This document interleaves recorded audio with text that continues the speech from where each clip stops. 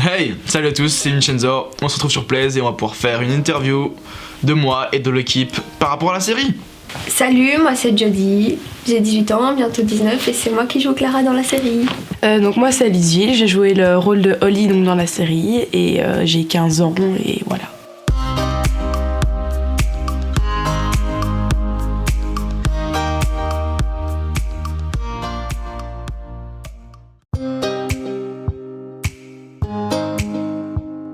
Mon personnage, comme j'ai dit, c'est Grégoire. C'est un jeune homme comme moi, tu vois, genre il est jeune, il a une petite copine, il a des amis avec qui il s'entend bien.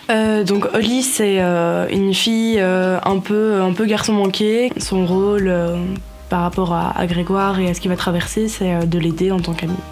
Clara elle est timide, réservée, mais elle sait quand même ce qu'elle veut.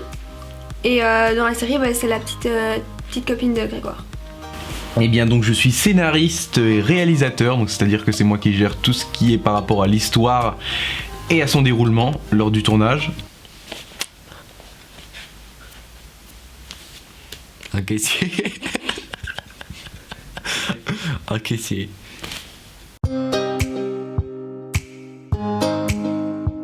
Phil selon moi représente un peu comme donc la faucheuse qui vient annoncer la mort ou alors qui explique donc il explique à Grégoire ce qu'il va devoir faire pour que la vie puisse reprendre et pour que sa copine puisse avoir un bel avenir et que la vie continue. Alors à l'écriture j'ai représenté Phil par la fatalité. Phil, en fait, on a tous notre Phil. C'est-à-dire que Phil, c'est celui qui va faire en sorte que tu te rendes compte que voilà, maintenant ta vie elle est comme ça et qui va te guider tout au long des étapes du deuil. Et Phil, dans cette histoire, en fait, c'est vraiment lui qui arrête pas de dire à Grégoire, oui, mais ton père est mort, tu dois reprendre le flambeau, c'est comme ça, c'est la vie, c'est ainsi que ça doit se passer.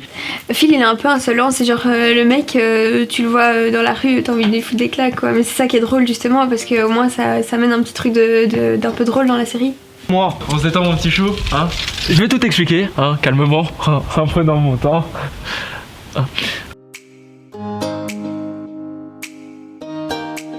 Mon moment préféré du tournage, franchement, c'est pas pendant le tournage, mais c'est que si vous voulez, à la fin d'avoir fini la série entièrement, on a fait une blague à Hugo et c'était juste dément. On s'est marré comme des malades, c'était incroyable.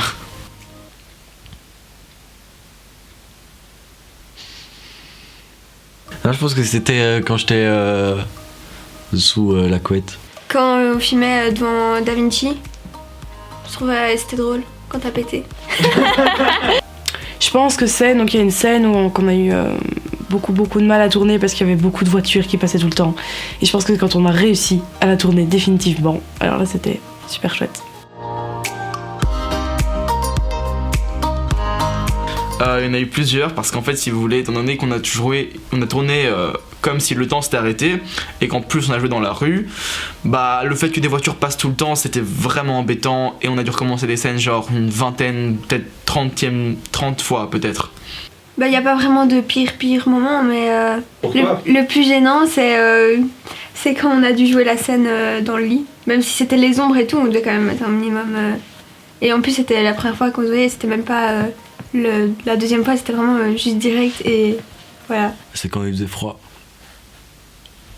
Sinon le reste, nickel quoi. Grégoire, ce qui lui arrive, c'est qu'il y a un jour, il y a un énorme poids qui lui tombe sur les épaules. Et il va devoir réussir à faire les bons choix. Et c'est exactement comme nous. On n'aura jamais des trucs comme quoi le temps s'arrête, mais on aura toujours nos problèmes à nous qui font qu'on devra trouver le meilleur moyen pour s'en sortir. Dans le fait où je suis présente pour mon petit copain dans la série, je sais que je suis comme ça un peu en vrai aussi, je suis beaucoup là pour les gens et tout, donc ouais je dirais ça, je peux m'identifier un peu à ça. Techniquement, c'est un peu une fille garçon manqué et moi j'aime beaucoup le sport, donc je pense que sur cet aspect-là, ça peut jouer. J'ai toujours été très proche de mes amis et je pense que je suis là pour les soutenir, donc ça peut s'identifier comme ça.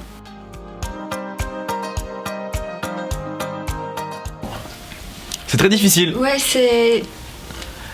au début, c'est un peu gênant.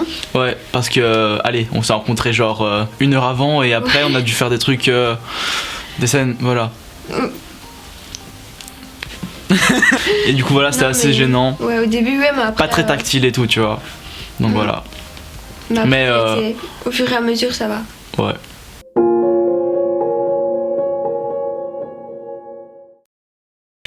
C'est en fait en janvier de l'année passée, j'ai perdu un de mes chiens qui s'appelait Hubert. Hubert, Albert, tu fais déjà la connexion.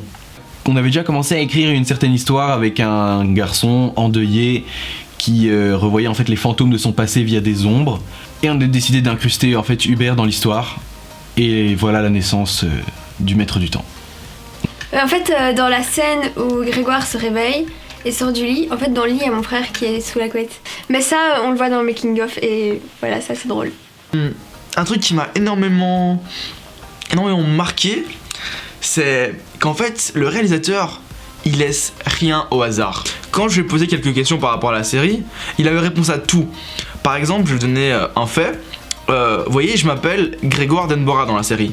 Et ben Denbora, ça veut dire temps en basque. Le mec il s'est cassé les couilles à aller voir comment on disait temps en basque. Alors cette fameuse histoire du Maître du Temps, comme je vous ai dit, donc elle a un grand lien avec mon chien Hubert qui est décédé. Et donc on a décidé de choisir comme schéma narratif celui des étapes du deuil, qui sont le choc, qui est représenté dans la série par ce fameux boom à la fin de l'épisode 1.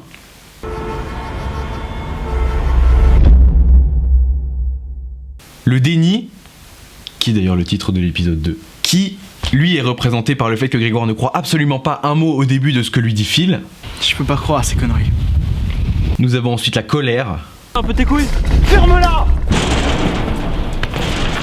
La tristesse. Tu peux pas te laisser avoir par tes émotions, hein. Écoute, t'es un grand, hein. La résignation. J'aurais pu être père. Et puis enfin, l'acceptation. C'est tout ça. Arrête Phil. J'accepte. Et la reconstruction.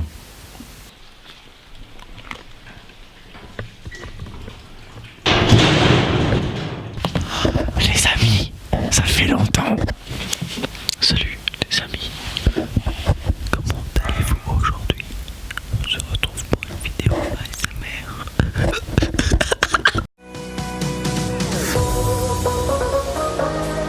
Grâce à eux, j'ai pu réaliser une sorte de petit rêve parce que j'ai toujours voulu être un peu dans le monde du visuel, mais en tant que comédien, et ils m'ont permis de réaliser ce petit rêve. Au début, franchement, j'étais pas très à l'aise parce que c'était la première fois que je faisais ça et tout. Mais au fur et à mesure, je trouvais ça cool, je trouvais ça marrant, bonne ambiance et tout. Et franchement, au final, pas mal. C'est vraiment comme une famille. On s'entend bien, on rigole bien ensemble, il y a du partage. Dédicace à Loïc qui nous fait des putains de desserts à chaque fois qu'il venait, des cookies, des gâteaux. C'était une chouette relation. Je pense qu'on est tous devenus encore plus amis qu'on était déjà, ou alors on a fait des rencontres, donc voilà. Et sinon l'ambiance était vraiment chouette, on était sérieux, en même temps on savait rigoler, donc moi j'ai vraiment beaucoup aimé tourner et ce sera à refaire avec plaisir.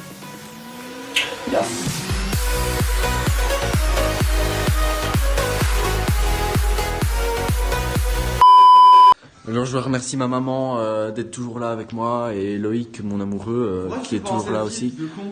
Alors, les amis, alors ce qui est fou ici, attention, Franck, ça tourne mal, je vais faire croire à Hugo en fait que je suis son frère depuis toujours, attention, il va bientôt arriver, je vais me mettre là.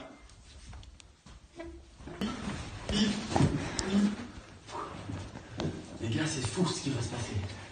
il va être choqué. Ah, il arrive. Chut, chut, il entre. Oh, j'ai passé ma journée, j'ai oublié mes chaussures, depuis ce matin je suis en chaussettes. C'est fou hein, maman? Oh Joey, qu'est-ce que tu fous là? Ouais, je vais te dire un truc. Ah, vas-y, ça va? Ils sont sympas les nez. Elle est où maman? Bah, je sais pas. Hugo, je veux te dire un truc. Oui? Viens un peu ici. Attends. Non, mais c'est important, Hugo. Ouais, je me doute, attends. Non, mais c'est très important. Je vous prends juste un chouette agrume. Chouette agrume. Ouais, je dois te dire quelque chose. Ne fût-ce que. Enfin, ça n'a rien à voir, mais j'ai quand même acheté des belles lunettes à Peridaisa. Mais je vais te dire un truc super important. En fait, je suis ton frère.